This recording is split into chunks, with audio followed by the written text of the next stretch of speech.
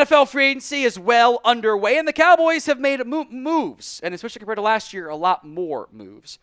I think we would all agree they still have holes to fill on their roster, especially higher-end impact potential holes to fill. Now, the actual cap space number, as of filming, I don't know. It's a little bit murky because we don't know all of the actual contract details, but because only the top 51 contracts count right now, and given what we do know, that number is probably still north of $30 million. It might be more like $35 million. There's plenty of money for the Cowboys to add some more players and add some more talent. So before we get into some of the top free agent targets who are left available for the Dallas Cowboys, name a free agent who you want the Dallas Cowboys to sign. Let me know in the comments section of today's show what free agent you want the Cowboys to go out and get. Let's begin with the wide receiver situation. I want to discuss some of the options there for the Cowboys. I don't love what this room looks like at the current moment. I think you need a real legitimate number 2 option so it's not Jalen Tolbert and Kevontae Turpin and all the other options out there. So let's break down some of the top candidates who are available. Tyler Lockett has a pretty obvious connection as well with this Cowboys team. He played under Brian Schottenheimer for several years up in Seattle. He very clearly is on the decline, doesn't offer much after the catch, isn't that dissimilar from Brandon Cooks, although I think he still has more in the tank than Cooks does. Is worth mentioning that, at this point, there were other better receivers on Seattle, Metcalf and JSN. But Lockett as a temporary option, beyond just Lamb, I think does fit in that wide receiver 2 hole. Stefon Diggs, I think more so this year than in any previous year. The Diggs rumors make a little bit more sense. We'll see what the long-term outlook looks like for Trayvon Diggs, frankly, at this point. But Diggs coming off the injury, shouldn't be overly expensive. Cowboys could win the deal, so to speak. Amari Cooper is next up here. Look, I don't know what the relationship is actually like right now between Amari Cooper and between the Dallas Cowboys. I don't know if either side actually wants to consider going down that path again. I think there was some bad blood between all parties that I think is something that should be acknowledged. But even though he has also declined, stopgap wide receiver 2 option isn't necessarily the end of the world. Now, I would like to get a number 2 receiver. How do you believe the Cowboys should try to get more wide receiver help? D for draft, T for trade, F for free agency. Let me know in the comments section of today's show. It's the pinned comment. The ad comes here on YouTube. Take advantage of it. Head down there and let me know. All right, some more wide receivers I want to acknowledge. Keenan Allen, who has done a lot more slot, but can do some outside stuff too. Also, again, is not the same caliber of player he truly was at his prime. But if you're looking for a shorter stopgap veteran receiver option, Allen makes some sense. I will continue to mention some of the mostly serious, but acknowledging some of the young guys too. But I think Allen as a veteran does fit.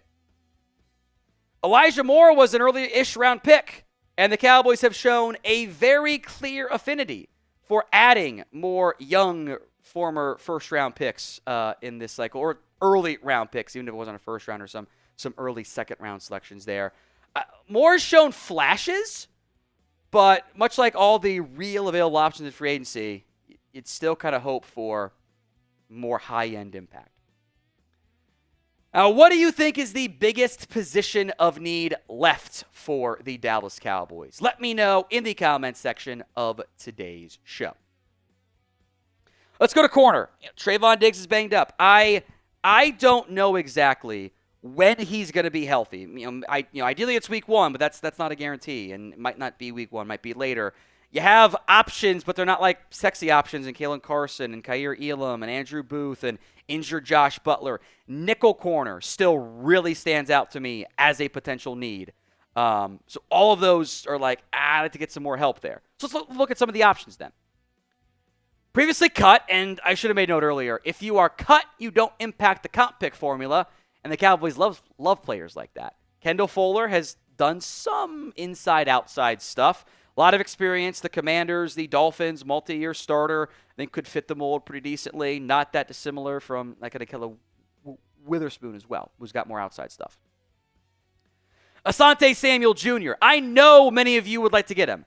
I don't disagree at all. I would also like to bring in Asante Samuel Jr. It would be a departure, however, from the Cowboys' historical planning and MO and plans of operations because he's got short arms and they don't like short arm corners. But I do think Samuel, as a buy low, early round draft pick type, fits their archetype right now. Stefon Gilmore, you can just bring him back. Stopgap starter on the outside. It worked well for Minnesota.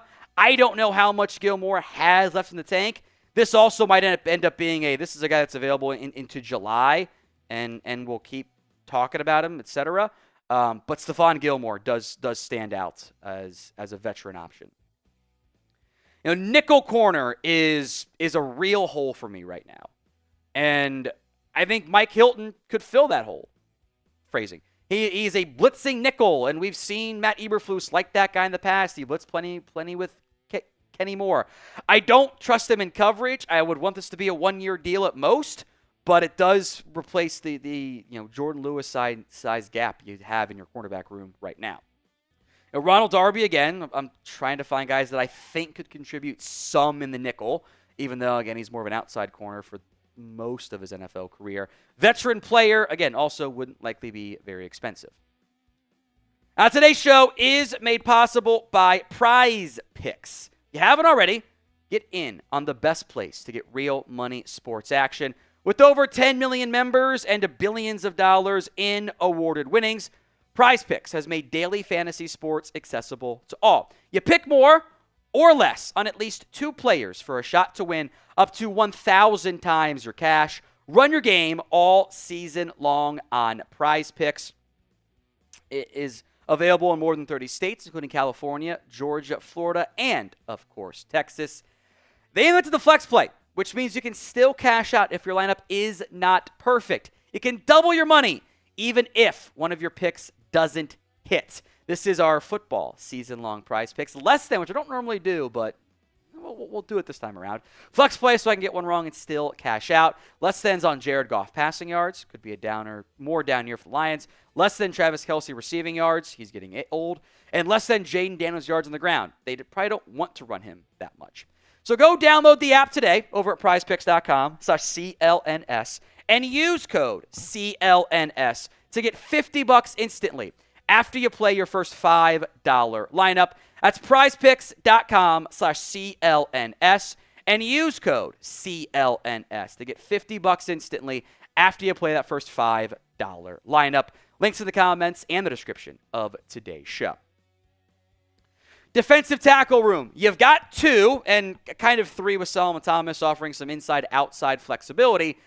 But do we want to ride on Denzel Daxon and Justin Rogers being long-term pieces up front or being contributors this upcoming season? I kind of don't. So I would like to find more defensive tackle depth, ideally guys that can help against the run. Let's get into some of the options. Calais Campbell is the ultimate Iron Man right now. All he does is continue to find ways to play at a higher level than he really should be playing at. Calais Campbell should not be as good at this point in his career as he actually is.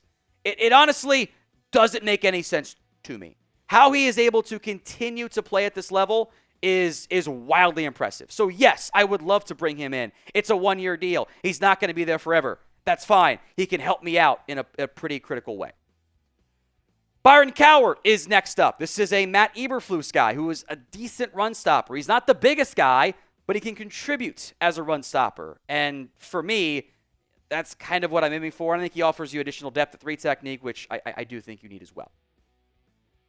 And there's Foley Fatukasi. Now I'll be honest, I don't think he was very good this past year with Houston. And his play has kind of dipped since some of his earlier time in New York, when, by the way, he overlapped there in White Cotton. So there is a connection there between Fatukasi and the current Cowboys regime. I don't think the Cowboys are done making moves as of filming. I could see, 1, 2, maybe 3 more guys. But how many more free agents do you believe the Cowboys will end up signing? Let me know in the comments of today's show. We should probably mention the quarterback market. And Will Grier, I think he's your break-in case of emergency quarterback too. I don't get the vibe Trey Lance will come back.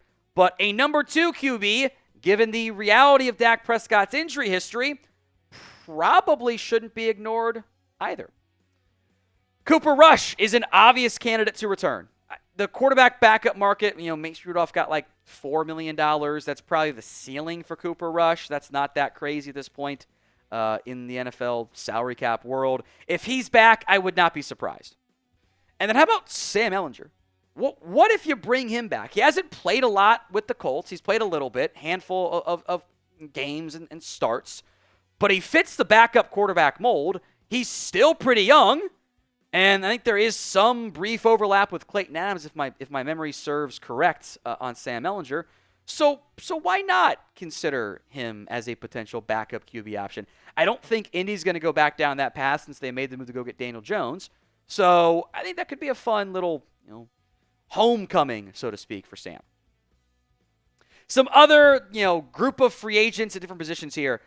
First up is Tyron Smith, the offensive tackle. Why not? You want a better swing tackle? If Tyron is willing to play cheaply, which he may not be willing to do, and you want another additional alternative to Tyler Guyton, and as long as you don't think you're going to break Guyton or Terrence Steele's, mental spaces and not ruin their confidence, why not bring back Tyron Smith? From J.K. Dobbins, is next up here. The Chargers running back had a pretty good season, and Chargers went after somebody else, which does kind of stand out to me as they're not going to go down this particular path. And I think back to Texas, right? Cheap one-year deal. You can still draft somebody, have some additional options in the backfield. I don't mind that one. I know many of you have asked about him, so I'm going to include him. Nick Chubb. Look, he was bad last year, coming off the injury. He was not very good. But buy low option. Might not have a lot of interest in him. Especially if the draft doesn't go your way. Those are two names I think you should probably consider. And then one of my guys is Juan Thornhill. Because I wanted him over Tristan Hill all those years ago. He's still hanging around the NFL making some plays. Was cut by the Browns very recently. But that one does stand out as I doubt they go after a safety, but if they did, that'd be the guy I would choose to try to go get.